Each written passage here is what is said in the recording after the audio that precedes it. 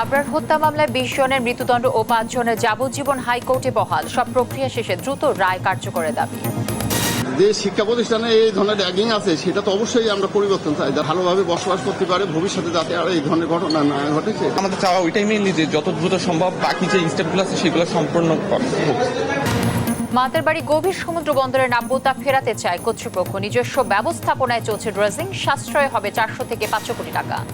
Rangamati UPDF জনসংহতির সমর্থকদের গোলাগুলিতে নিহত এক, খুলনায় দুর্বৃত্তের গুলিতে একাধিক হত্যা মামলায় আসামি শাহিনের মৃত্যু এবং জামালপুর আলুর বাম্পার ফলন হলেও দাম নেই বাজার, উৎপাদন খরচ উঠানো নিয়ে শঙ্কা, হিমাগার না থাকায় সংরক্ষণের সংকট। দর্শক শুনছিলেন দেশ জনপদ সংবাদ শিরোনাম, সঙ্গে রয়েছে আমি তানজিয়া জুথি। বুয়েট শিক্ষার্থী আবরার ফাহাদ হত্যা মামলায় বিচারিক আদালতের ২০ জনের মৃত্যুদণ্ড ও ৫ জনের যাবজ্জীবন কারাদণ্ডের রায় বহাল রেখেছেন হাইকোর্ট। বিচারপতি AKM আসাদুজ্জামান ও বিচারপতি সৈয়দ এনায়েত হোসেনের বেঞ্চ এর রায় দেন। দণ্ডিতরা সবাই তৎকালীন ছাত্রলীগের নেতাকর্মী। দ্রুত সব বিচারিক প্রক্রিয়া শেষে সাজা কার্যকরের দাবি জানিয়েছেন আবরারের পরিবার। আর রায়ে ন্যায় বিচার প্রতিষ্ঠা হয়েছে বলে জানিয়েছে রাষ্ট্রপক্ষ। সাবরিনা মজুমদারের প্রতিবেদন, জানাচ্ছেন মোহাম্মদ সাকিব। ২০১৯ সালের ৬ অক্টোবর ২০১১ নম্বর রুমে বড় ভাইরা তোকে ডাকে এই বলে বুয়েটের শেরবাংলা হলে আবরার ফাহাদকে ডেকে নিয়ে দফায় দফায় পিটিয়ে হত্যা করা হয়। সারা রাত নির্যাতন করে হত্যা করে তার মরদেহ ফেলে রাখা হয় সিঁড়ির নিচে। এই ঘটনায় উত্তাল হয়ে ওঠে বুয়েট সহ বিভিন্ন ক্যাম্পাস। ৩ দিনের মধ্যে গ্রেপ্তার করা হয় ২২ জনকে। এরা সবাই তৎকালীন ছাত্রলীগের নেতাকর্মী। ২০১১ সালের ৮ ডিসেম্বর ঢাকা দ্রুত বিচার ট্রাইব্যুনাল ১ আবরার ফাহাদ হত্যা মামলায় বুয়েটের ২০ শিক্ষার্থীকে মৃত্যুদণ্ড ও ৫ আসামিকে যাবজ্জীবন দণ্ড দিয়ে রায় দেন। পরবর্তীতে ৫ই আগস্ট দেশের পট পরিবর্তনের পর গত বছরের ২৮ নভেম্বর রাষ্ট্রপক্ষের পেপারবুক উপস্থাপনের মধ্য দিয়ে শুনানি শুরু হয়। রোববার বিচারিক আদালতের রায়কে সঠিক ও যুক্তিযুক্ত মনে করে ২০ জনের মৃত্যুদণ্ডের রায় বহাল রাখেন হাইকোর্ট। বহাল রাখা হয় ৫ জনের যাবজ্জীবন সাজা। আবরার ফাহাদের মৃত্যুর মধ্য দিয়ে মেধাবী ছাত্র সমাজ একটি নতুন জীবন পেয়েছে বলে জানান অ্যাটর্নি জেনারেল মোহাম্মদ আসাদুজ্জামান। আবরার ফাহাদ তার জীবন দিয়ে এরকম অসংখ্য অগণিত আবরার ফাহাদের জীবন রক্ষা করে গেছে। আবরার ফাহাদের মৃত্যুর মধ্য দিয়ে বাংলাদেশের ছাত্র সমাজ, মেধাবী ছাত্র একটা নতুন জীবন পেয়েছে। শিক্ষা প্রতিষ্ঠানে এমন হত্যাকাণ্ড না ঘটে সেই প্রত্যাশা রেখে দ্রুত রায় বাস্তবায়ন চান আবরারের বাবা। আর আবরারের ভাই জানালেন কারাগার থেকে আসামি পালিয়ে যাওয়ায় হতাশার কথা। হাইকোর্টে যে রায় কেটেছে এটা আমরা আপাতত সন্তুষ্ট, কিন্তু আমরা চাই যাতে এই রায়টা কার্যকর হয়, সেই জন্য এটা ব্যবস্থা করা হয়। যে শিক্ষা প্রতিষ্ঠানে এই ধরনের র্যাগিং আছে সেটা তো অবশ্যই আমরা পরিবর্তন চাই, যাতে ছাত্ররা যাতে ভালোভাবে বসবাস করতে পারে, ভবিষ্যতে যাতে আর এই ধরনের ঘটনা না ঘটে। যে তাকে রুমে ডেকে নিয়ে গেছে এবং মারার সময় যে উপস্থিত ছিল এমন একজন সেখান থেকে পালিয়ে চলে গেছে, কিন্তু সেই জিনিসটা কেন লুকিয়ে রাখা হলো, ইভেন কেন ৬ মাস পরে জানানো হলো। রায় অসন্তুষ্টি প্রকাশ করে আসামি পক্ষ। আপিল করার ঘোষণা দেন আইনজীবীরা। ন্যায় বিচার বঞ্চিত হয়েছি, কিন্তু আইনের অধীনে আইনের মাধ্যমে মহামান্য আপিল বিভাগ ছাড়া আমাদের আর কোনো ফোরাম না থাকায় আমরা সেই প্রত্যাশায় রাখতেছি যে ইনশাল্লাহ মহামান্য আপিল বিভাগ এই বিষয়গুলি বিবেচনায় নিয়ে ন্যায় বিচার প্রতিষ্ঠা করবেন। আবরারের হত্যার সঙ্গে জড়িত ২৫ আসামির ৪ জন পলাতক, এর মধ্যে সবাই মৃত্যুদণ্ডপ্রাপ্ত আসামি। মোহাম্মদ সাকিব, দেশ টিভি, ঢাকা। বহু আলোচিত বুয়েট শিক্ষার্থী আবরার ফাহাদ হত্যা মামলার বিচারিক আদালতের রায় বহাল রেখেছে হাইকোর্ট। তবে এ রায়ে মমতাময়ী মা রোকেয়া খাতুনের কিছুটা তুষ্টি মিললেও সন্তানের নির্মম হত্যাকাণ্ডের স্মৃতি প্রতিটি মুহূর্তই তাড়িয়ে বেড়ায় তাকে। কেটে গেছে ৫টি বছর, ফিরবে না জেনেও সন্তানের অপেক্ষায় পথপ্রাণে চেয়ে থাকা মমতাময়ী মা রোকেয়া খাতুনের। তার সন্তানের মতো আর কারো সন্তানকে যেন শিক্ষা প্রতিষ্ঠানে নির্মম হত্যাকাণ্ডের শিকার হতে না হয়, সেই দাবি রাষ্ট্রের কাছে। ইরফান রানার ক্যামেরায় কুষ্টিয়া থেকে নাহিদ হাসান তিতাসের রিপোর্ট। সন্তান ফিরবে না জেনেও জানালার গ্রিল ধরে পথপানে চেয়ে থাকেন মমতাময়ী মা রোকেয়া খাতুন। সন্তানের স্মৃতি আঁকড়ে নির্মম এ বেঁচে থাকা। 2019 সালের 6 অক্টোবর এই পথেই প্রিয় সন্তানকে ক্যাম্পাসের উদ্দেশ্যে বাসে তুলে দিয়েছিলেন তিনি। সে যাওয়াই যে সন্তানের শেষ যাওয়া তা জেনেও তার অপলক চেয়ে থাকা। আবরার হত্যা মামলায় বিচারিক আদালতের রায় হাইকোর্টে বহাল থাকায় স্বস্তি জানান রোকেয়া খাতুন। কিন্তু প্রিয় সন্তানের নির্মম হত্যাকাণ্ডের স্মৃতি প্রতি মুহূর্ত তাড়িয়ে বেড়ায় তাকে। আজকের রায়ে আমি, আমার পুরো পরিবার, সেই সাথে আমি জানি আমার এলাকাবাসী, দেশবাসী সবাই সন্তুষ্ট। এই রায়ের প্রতি আমরা সবাই সন্তুষ্ট, আর আমরা চাই যে দ্রুত সময়ের মধ্যে এই রায়টা কার্যকরী করা হোক। দ্রুত পলাতক আসামিদের গ্রেপ্তার ও রায় কার্যকরের দাবি জানান তিনি। সেই সঙ্গে আর কারো সন্তানকে যেন এমন নির্মমতার শিকার হতে না হয় এ দাবিও জানান রাষ্ট্রের কাছে। কোনো শিক্ষা প্রতিষ্ঠানে যেন আর এই রকম কোনো কারোর উপরে কোনো নির্মম অত্যাচার, নির্যাতনের শিকার হতে হয় না, কারোর উপর কোনো র্যাগিং না হয়, কোনো রাজনীতির কোনো দল যেন না থাকে। বিভিন্ন শিক্ষা প্রতিষ্ঠানের প্রশাসনের কাছে আমি অনুরোধ করব, আপনারা ওই স্টুডেন্ট যারা ভর্তি হয় তাদেরকে স্টুডেন্ট হিসাবে না দেখে আপনারা আপনাদের সন্তানের মতো দেখেন। আবরার ফাহাদ হত্যা মামলায় হাইকোর্টের রায়ে সন্তুষ্ট প্রতিবেশীরাও। তারাও চান দ্রুত রায় কার্যকর সহ শিক্ষা প্রতিষ্ঠানে হত্যার রাজনীতি বন্ধ হোক। আজকের রায়ে আমরা পুরা পরিবার, আমাদের পুরা ফ্যামিলি আমরা খুব সন্তুষ্ট। আর আমরা চাই এই বিচার ফাঁসি, যতগুলো ফাঁসি হয়েছে, যতগুলোর যাবজ্জীবন কারাদণ্ড হয়েছে, এটা দ্রুত কার্যকর করা হোক। নষ্ট রাজনীতির বলেই কিন্তু আমাদের আবরার। আমরা চাই যে এই শিক্ষা প্রতিষ্ঠানগুলো রাজনীতিমুক্ত হোক। দ্রুত সব প্রক্রিয়া শেষে কার্যকর হবে আবরার ফাহাদ হত্যা মামলার রায়, এমনটিই আশা সবার। নাইদা সান্তিতাস, দেশ টিভি, কুষ্টিয়া। ভোলায় ধর্ষণের ঘটনায় অভিযুক্ত 2 আসামিকে আটক করেছে পুলিশ। অপরদিকে গাজীপুরে ধর্ষণ চেষ্টার অভিযোগে একজনকে গ্রেফতার করেছে পুলিশ। রোববার দুপুরে ভোলা পুলিশ সুপার কার্যালয়ে সংবাদ সম্মেলনে অতিরিক্ত পুলিশ সুপার মোহাম্মদ আসাদুজ্জামান জানান, গত বছরের 6 মার্চ চর ফ্যাশন ঢালচরে এক কিশোরীকে গণধর্ষণ করে ভিডিও ধারণ করে ইসমাইল সহ 5 যুবক। পরে সেই ভিডিও সামাজিক যোগাযোগ মাধ্যমে ছড়িয়ে দিলে ভিকটিম থানায় মামলা দায়ের করেন পুলিশ। আসামি ইসমাইলকে শনিবার রাতে চট্টগ্রামের চাঁদগাঁও থানা এলাকা থেকে আটক করে। এছাড়া 14 মার্চ শিশু ধর্ষণের অভিযোগে মোহাম্মদ তালহাকে আটক করেছে পুলিশ। অপরদিকে গাজীপুরে 7 বছরের শিশুকে ধর্ষণের চেষ্টার অভিযোগে মেহের আলী নামে একজনকে গ্রেফতার করেছে পুলিশ।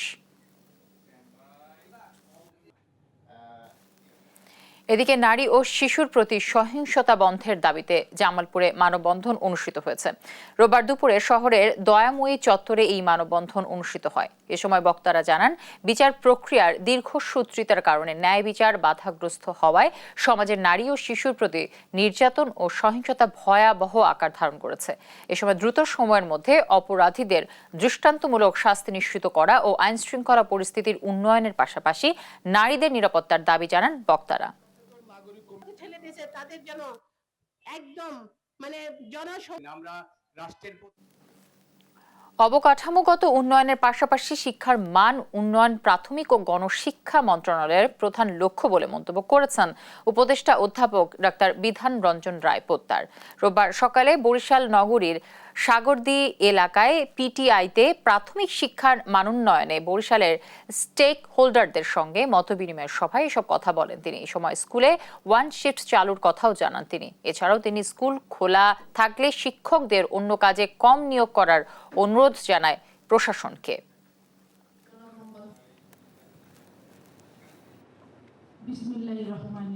আমরা দেখব যে বাচ্চাদের পড়াশোনার মান কেমন, সেই জন্য আমরা স্কেল করে দেব, আপনারা সেটা ফলো করবেন, ফলো করে নির্ধারণ করবেন বাচ্চাটা কোন মানে পড়ে।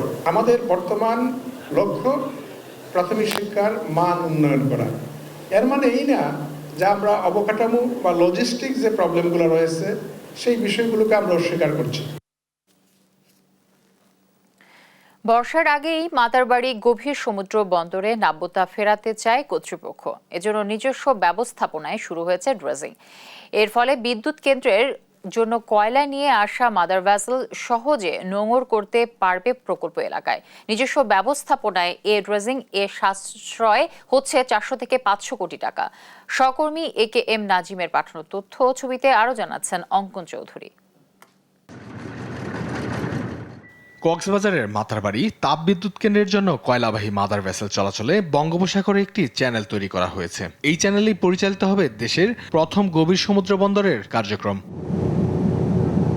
2029 সালে মাতারবাড়ির গভীর সমুদ্র বন্দরের কার্যক্রম শুরু হবে। জাইকার অর্থায়নে 14.3 কিলোমিটার দীর্ঘ চ্যানেলটি 2023 সালের 20 সেপ্টেম্বর চট্টগ্রাম বন্দর কর্তৃপক্ষের কাছে হস্তান্তর করা হয়, যা coal power generation company Bangladesh limited পরিচালনা করবে।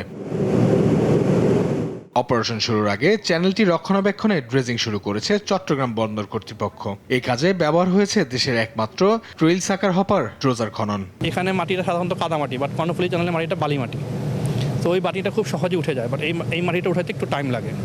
তো এই জিনিসগুলো চ্যালেঞ্জ আছে, আশা করি এগুলা যতদিন যাবে ততদিন সবাই আমরা অভ্যস্ত হয়ে যাব। কর্তৃপক্ষ জানিয়েছেন মাতারবাড়ি চ্যানেলটি মূল গভীরতা 15.82 মিটার হলেও কাদা ও পলি জমে তা 10 থেকে 12 মিটারে ঠেকেছে। ড্রেজিং কাজে বিদেশি প্রতিষ্ঠানগুলো 400 কোটি টাকার বেশি ব্যয়ের কথা বললেও বন্দর কর্তৃপক্ষ নিজস্ব ব্যবস্থাপনায় খরচ হবে সর্বোচ্চ 40 কোটি টাকা। এই মাতারবাড়ি চ্যানেলটাকে যদি আমরা ধরে রাখতে চাই নাব্যতা, তাহলে আমাদের পার ইয়ার প্রায় 450 থেকে 500 কোটি টাকার মতো খরচ হওয়ার কথা মেনটেন্যান্স ড্রেজিংয়ে। তো আমরা প্ল্যান করেছি যে এই জাহাজ এবং কিছু পকেট আইডেন্টিফাই করে ছোটোখাটো টেন্ডারের মাধ্যমে আমরা 30 থেকে 35 কোটি টাকার মধ্যে বাৎসরিক একটা খরচ করে যেন এই জাহাজটা মেনটেন্যান্স ধরে রাখতে পারি। মাতারবাড়ি বন্দরের বিকল্প হিসেবে চট্টগ্রাম বন্দরে নৌ যোগাযোগ স্বাভাবিক রাখতে কর্ণফুলী নদীতে ড্রেজিং অব্যাহত রাখার কথা জানান বন্দর চেয়ারম্যান। ইমিডিয়েটলি আমাদের যে মেনটেন্যান্স ড্রেজিং, আমাদের নিজস্ব যে সক্ষমতা আছে, খনক ড্রেজার এবং স্থানীয় ড্রেজার দিয়ে আমরা এটা করছি। এই মেনটেন্যান্স কন্ট্রাক্টটা একটু মানে দীর্ঘ সময়ের জন্য করার জন্য আমরা একটা পরিকল্পনা হাতে নিচ্ছি, যাতে আগামী 3-4 বছরের জন্য একটা স্থায়ী একটা ব্যবস্থা নেওয়া যায়। মাতারবাড়ি গভীর সমুদ্র বন্দরের স্বাভাবিক কার্যক্রম নিশ্চিতে প্রথম পর্যায়ের ড্রেজিং বর্ষার আগেই শেষ হবে। এতে বন্দরের কার্যক্রম স্বাভাবিক থাকবে বলে আশা করছেন সংশ্লিষ্টরা। News desk, Desh TV. রাঙ্গামাটিতে আঞ্চলিক সংগঠন United Peoples Democratic Front UPDF এর সঙ্গে পার্বত্য চট্টগ্রাম জনসংহতি সমিতির গোলাগুলির ঘটনায় একজন নিহত হয়েছে। রোববার সকালে জেলার খামারপাড়া নড়াইছড়ি এলাকায় এই গোলাগুলির ঘটনা ঘটে। নিহত ব্যক্তি ইউপিডিএফ সদস্য নির্মল চাকমা। নিহতের ঘটনা নিশ্চিত করেছে দলটির মুখপাত্র অঙ্গ মার্মা ও পুলিশ। এই ঘটনার তীব্র নিন্দা ও খুনিদের গ্রেফতারের দাবি জানিয়েছে ইউপিডিএফ।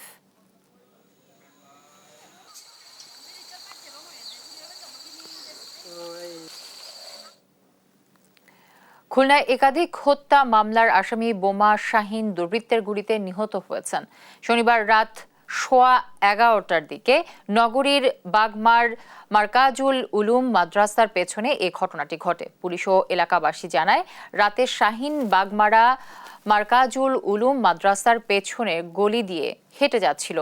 এ সময় কয়েকজন দুর্বৃত্ত তাকে ধাওয়া করে মাথায় গুলি করে পালিয়ে যায়। এতে ঘটনাস্থলেই তার মৃত্যু হয়। গুলির শব্দ শুনে স্থানীয়রা পুলিশে খবর দিলে সেখানে গিয়ে তারা শাহিনের লাশ শনাক্ত করে। নিহত শেখ শাহিনুল হক শাহিন দৌলতপুর কাত্তিকুল এলাকার জৈনিক রশিদের ছেলে। তার নামে একাধিক হত্যা সহ বিভিন্ন মামলা রয়েছে।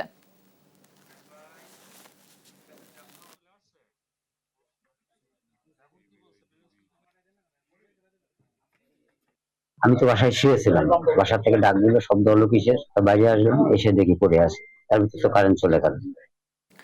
জামালপুরের বকশীগঞ্জে এবার আলুর বাম্পার ফলন হয়েছে, কিন্তু আশানুরূপ দাম না পাওয়ার অভিযোগ কৃষকদের। গতবারের তুলনায় এবার আলুর বীজ, সার ও কীটনাশক বাড়তি দামে কিনতে হলেও উৎপাদিত আলু বিক্রি করতে হচ্ছে কম দামে। এদিকে স্থানীয়ভাবে হিমাগার না থাকায় আলু সংরক্ষণ করতে পারছে না চাষিরা। সহকর্মী রিয়াদ হাসান হৃদয়ের পাঠানো তথ্য ও ছবিতে বিস্তারিত জানাচ্ছেন অঙ্কন চৌধুরী। অনুকূল আবহাওয়ায় এবার জামালপুরের বকশীগঞ্জে আলুর বাম্পার ফলন হয়েছে। তবে বাজারে আশানুরূপ দাম এবং আলু সংরক্ষণে হিমাগার না থাকায় কৃষকদের মুখের হাসি নেই। বকশীগঞ্জ উপজেলায় আলুর আবাদ সর্বোচ্চ 1810 হেক্টর। লক্ষ্যমাত্রার চেয়ে বেশি আলু চাষ হলেও সন্তুষ্ট নয় চাষিরা। আলুর দাম কম থাকায় চাষিরা এবার আলু সংরক্ষণে রাখতে চায়, তবে হিমাগারে সংরক্ষণে গুনতে হচ্ছে অতিরিক্ত টাকা। অপরদিকে পরিবহন খরচ বেশি হতে সেখানেও আর্থিকভাবে ক্ষতিগ্রস্ত হচ্ছেন তারা। তাই জামালপুরের বকশীগঞ্জ উপজেলায় হিমাগার নির্মাণের দাবি চাষিদের। গেছে বছর স্টোরে খরচ আছিল আপনার 310 টাকা, আর এবার স্টোরে খরচ হয়েছে 360 টাকা। আমরা প্রায় 60 থেকে 70,000 টাকা আমার প্রতি বিঘা খরচ। ক্যারিং খরচ বেশি, আমাদের লাভবান হওয়া খুব সম্ভাবনা কম থাকে। এই জন্য যদি আমাদের বক্সিগঞ্জে একটা ক্লাস্টার স্থাপন করে তাহলে হয়তো আমাদের একটু ভালো হতো। আলু চাষে প্রতি বিঘাতে খরচ হয়েছে 70 থেকে 75,000 টাকা। অপরদিকে আলু বিক্রয় করে উঠেছে 60 থেকে 65,000 টাকা। এতে প্রতি বিঘাতে লোকসান গুনতে হচ্ছে কমপক্ষে 10,000 টাকা। বিক্রি করে টাকা পাইতেছি 60,000, কিন্তু লজ্জাটা 10,000। আমরা যে অনেক কৃষক আলুর আবাদ করছি, কিন্তু সবাই আমরা ক্ষতিগ্রস্ত হয়ে যাচ্ছি। বিভাগ থেকে উন্নত জাতের বীজ এবং সার ও কীটনাশক যদি বিনামূল্যে দেওয়া হয় তাহলে আমাদের আবাদ করা সম্ভব। বিএডিসি সহ জেলায় 3টি কোল্ড স্টোরেজ রয়েছে। কৃষক পর্যায়ে আলু সংরক্ষণের জন্য কাজ চলছে বলে জানান কৃষি সম্প্রসারণ অধিদপ্তর। জামালপুরে বিএডিসি সহ মোট 3টি কোল্ড স্টোরেজ আছে। কৃষক ভাইরা সেখানে আলু সংরক্ষণ করে থাকেন। কৃষক পর্যায়ে স্থানীয়ভাবে সংরক্ষণের জন্য কৃষকের পাশে থেকে কৃষি বিভাগের সকল স্তরের কর্মকর্তাগণ প্রয়োজনীয় পরামর্শ প্রদান করে যাচ্ছেন। 2024-25 অর্থ বছরে জামালপুর জেলায় আলু আবাদের লক্ষ্যমাত্রা ছিল 4,630 হেক্টর, কিন্তু আবাদ হয়েছে 5,100 হেক্টর জমিতে। News desk, Desh TV. চট্টগ্রামে জমে উঠেছে ঈদ কেনাকাটা। সেখানকার পরিস্থিতি জানাতে সরাসরি যুক্ত হচ্ছেন সহকর্মী AKM নাজিম। নাজিম, ঈদ কেনাকাটায় ক্রেতার সমাগম কেমন দেখছেন? রমজান যেহেতু এখন মধ্যবর্তী সময়, আবার রমজান পেরোয়ার পর থেকে চট্টগ্রামে কিন্তু নগরীর সবগুলো শপিং মল মার্কেটগুলোতে কিন্তু ঈদের যে কেনাকাটা সেটা কিন্তু ধীরে ধীরে জমে উঠছে। বিশেষ করে দুপুরের পর থেকে যখন ইফতার পর হয়, ইফতারের পর থেকে মূলত মার্কেটগুলোতে যারা বিক্রেতা ক্রেতারা রয়েছেন তারা কিন্তু ভিড় করছেন। আমরা এখন রয়েছি চট্টগ্রামের কাজীরদেরী এলাকার একটি বড় শপিং মলে। এই শপিং মলে কিন্তু আসলে ছোট বড় থেকে শুরু করে যারা নিম্ন মধ্যবিত্ত এবং সব শ্রেণী পেশার মানুষের ঈদের যত ধরনের কাপড় চোপড় প্রয়োজন সেগুলো কিন্তু পাওয়া যায় এখানে।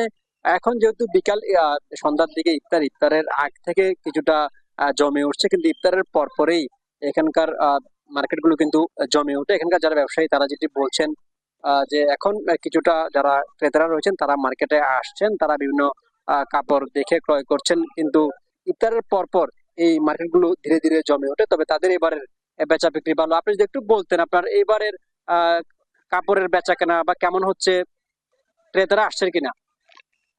আলহামদুলিল্লাহ হয়, মোটামুটি আছে। কিন্তু রমজান আগে বেচাকেনা একটু বেশি ছিল, রমজান ঢোকার পরেই একটু বেচাকেনা একটু কম।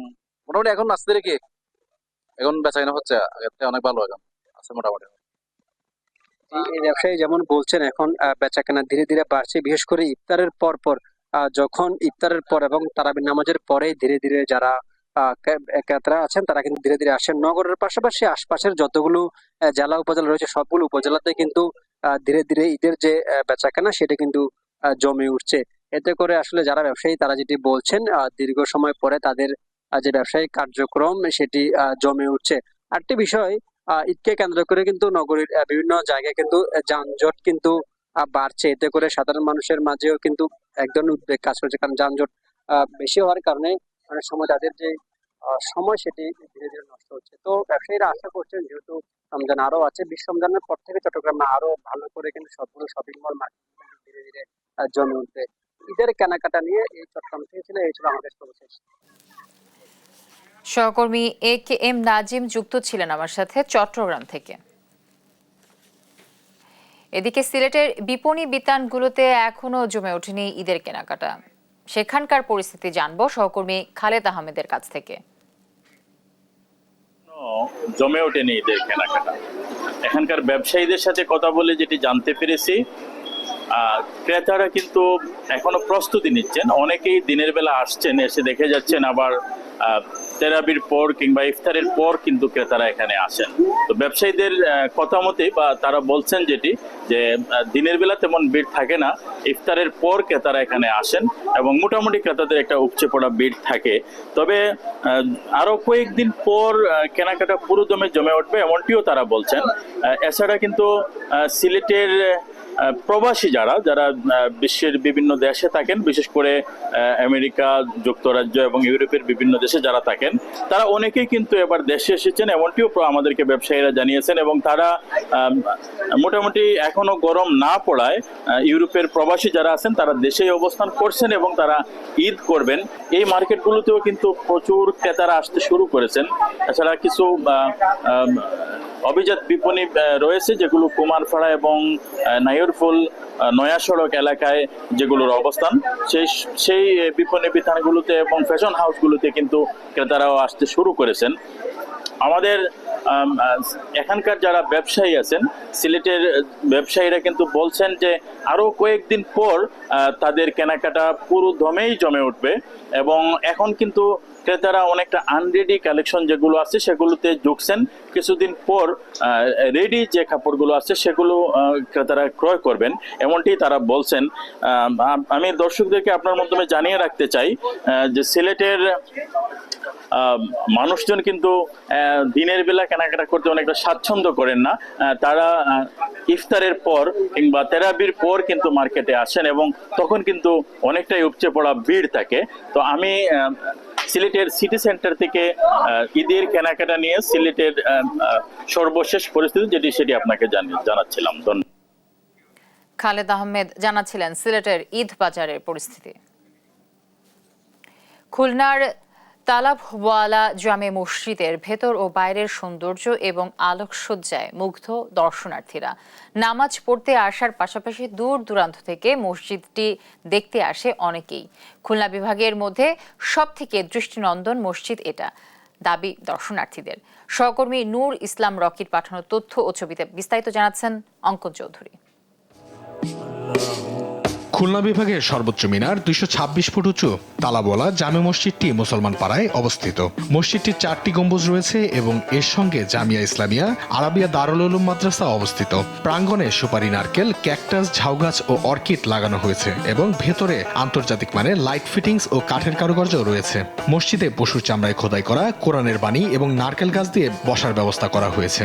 মসজিদটি রাতে আলোকসজ্জায় আকর্ষণীয় হয়ে ওঠে।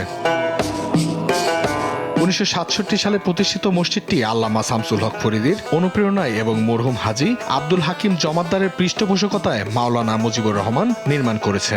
এটি নির্মাণশৈলী ও পরিবেশের জন্য বিখ্যাত এবং দূর দূরান্ত থেকে মুসল্লিরা এখানে নামাজ পড়তে আসেন। জুমার দিন না, বাকি তারপরেও এই জোরের রক্তেও প্রায় মসজিদটা ভরে গেছে, অনেক মুসল্লি।